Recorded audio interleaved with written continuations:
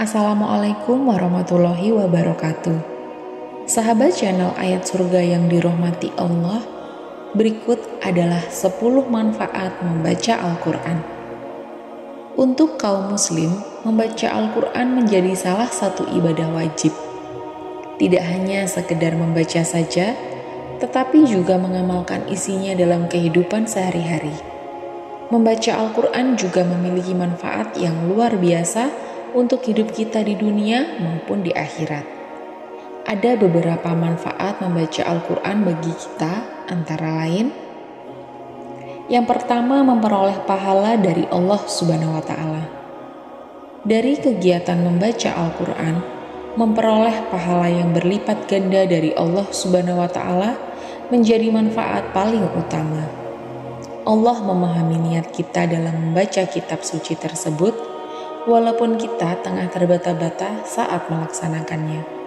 Rasulullah Shallallahu Alaihi Wasallam pernah bersabda mengenai pahala yang diperoleh dari kegiatan membaca Al-Quran ini, yakni Allah Subhanahu Wa Taala berfirman, "Barang siapa menyibukkan diri untuk membaca Al-Quran sehingga lupa untuk berdoa dan memohon kepadaku, aku memberinya pahala yang lebih utama daripada pahala orang-orang yang bersyukur." Hadis riwayat At-Tirmizi. Berdasarkan sabda Rasulullah Shallallahu Alaihi Wasallam tersebut, jelas bahwa membaca Al-Quran merupakan ibadah wajib dan sangat disenangi oleh Allah Subhanahu Wa Taala. Yang kedua, diselamatkan saat hari penghisapan akhirat. Derajat orang yang selalu menyibukkan diri untuk membaca Al-Quran akan dinaikkan, apalagi saat hari penghisapan di hari kiamat kelak. Derajat mereka akan selalu naik ke tempat atas, yakni surga. Rasulullah Shallallahu Alaihi Wasallam bersabda, ada 3 orang yang pada hari kiamat berada di atas bukit pasir dari kesturi hitam tanpa disentuh ketakutan dan tidak dikenal penghisapan hingga penghisapan kepada semua manusia selesai. Pertama, orang yang membaca Al-Quran karena menghadapkan ridha Allah Azza wa Jalla. Yang kedua, orang yang mengimami sekelompok orang dengan membacanya dan mereka ridho kepadanya. Berdasarkan sabda Rasulullah Shallallahu Alaihi Wasallam tersebut, dapat dikatakan bahwa seseorang yang selalu membaca Al-Quran dengan mengharapkan ridho dari Allah Subhanahu wa Ta'ala, maka kelak saat hari kiamat akan diselamatkan dari hari penghisapan. Yang ketiga, menjadi keluarga dan kepercayaan Allah Subhanahu wa Ta'ala. Berdasarkan sabda Rasulullah Shallallahu Alaihi Wasallam yang berkata, ahli Al-Quran adalah keluarga dan kepercayaan Allah. Dalam sabda tersebut, seorang ahli Al-Quran atau seseorang yang selalu membaca kitab suci Al-Quran akan menjadi orang keistimewaan sekaligus kepercayaan Allah Subhanahu wa Ta'ala. Yang keempat, menjadi obat terbaik saat sakit. Membaca kitab suci Al-Quran membuat perasaan, hati dan pikiran kita menjadi tentram. Karena dalam kitab suci Al-Quran, ayat-ayatnya mengandung kenikmatan dan keindahan yang dapat dirasakan oleh ahli Al-Quran. Imam Al-Suyuti dalam Al-Itqan berpendapat mengenai adanya 25 keistimewaan yang ada di sebuah kitab suci Al-Quran. Beliau berkata, Ibnu Majah dari lain-lain meriwayatkan bahwa Ibnu Mas'ud berkata, hendaklah kalian berobat dengan Al-Quran dan madu. Yang kelima, rumah diberkahi oleh Allah Subhanahu wa Ta'ala. Rumah yang kita tinggali, apabila sering kita bacakan ayat suci Al-Quran, tentu akan diberkahi oleh Allah Subhanahu wa Ta'ala. Apabila anggota keluarga yang berada di rumah selalu membuka dan membaca Al-Quran, maka rumah tersebut seolah bercahaya terang karena ibadah tersebut. Amr bin Al-Ash berkata bahwa setiap ayat dalam Al-Quran merupakan satu tingkatan di surga dan pelita di rumah kalian. Yang keenam, dijauhkan dari setan.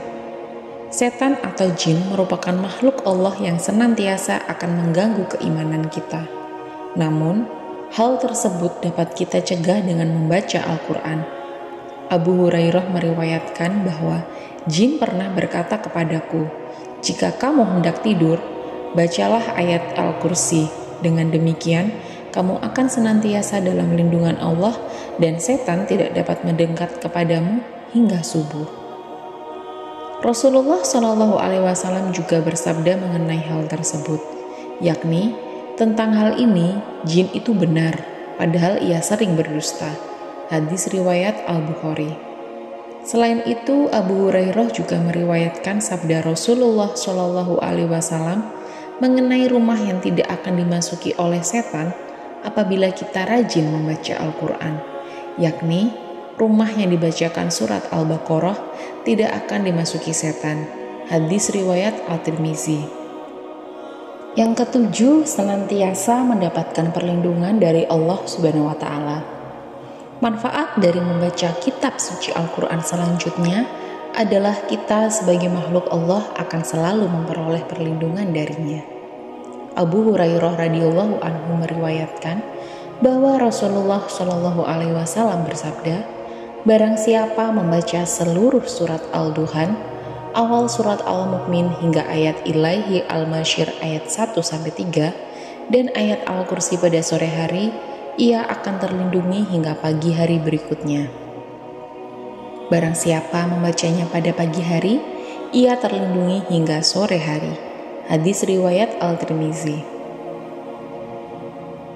Yang kedelapan, membuat hati menjadi tenang. Ketika kita merasa hati menjadi tidak tenang, ada baiknya kita membaca kitab suci Al-Quran agar perasaan yang sebelumnya was-was akan menjadi lebih tenang. Ibnu Abbas radhiyallahu anhu meriwayatkan bahwa Rasulullah Shallallahu Alaihi Wasallam bersabda, jika kamu merasa was-was, bacalah ayat, dialah yang maha awal dan yang maha akhir, yang maha zahir dan yang maha batin, dan dia maha mengetahui segala sesuatu.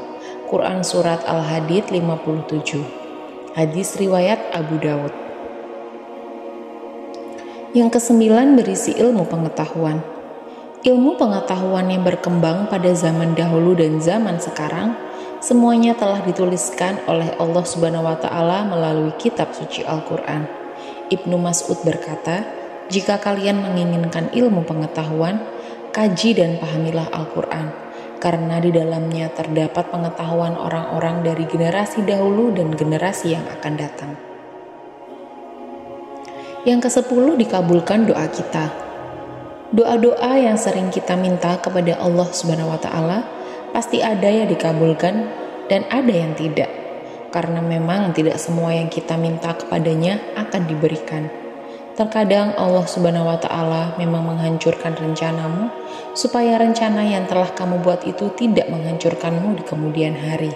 Sa'ad bin Abi Waqqas meriwayatkan bahwa Rasulullah Shallallahu Alaihi Wasallam bersabda, doa Zunnun atau Nabi Yunus alaihissalam ketika berada di dalam ikan paus adalah La ilaha illa anta subhanaka inni kuntu minaz zalimin.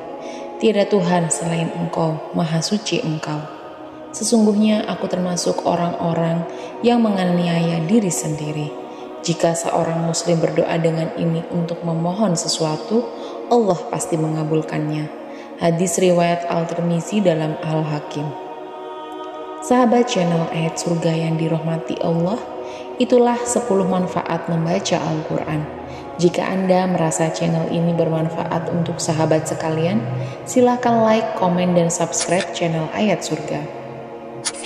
Terima kasih sudah menonton dan mendengarkan di channel Ayat Surga.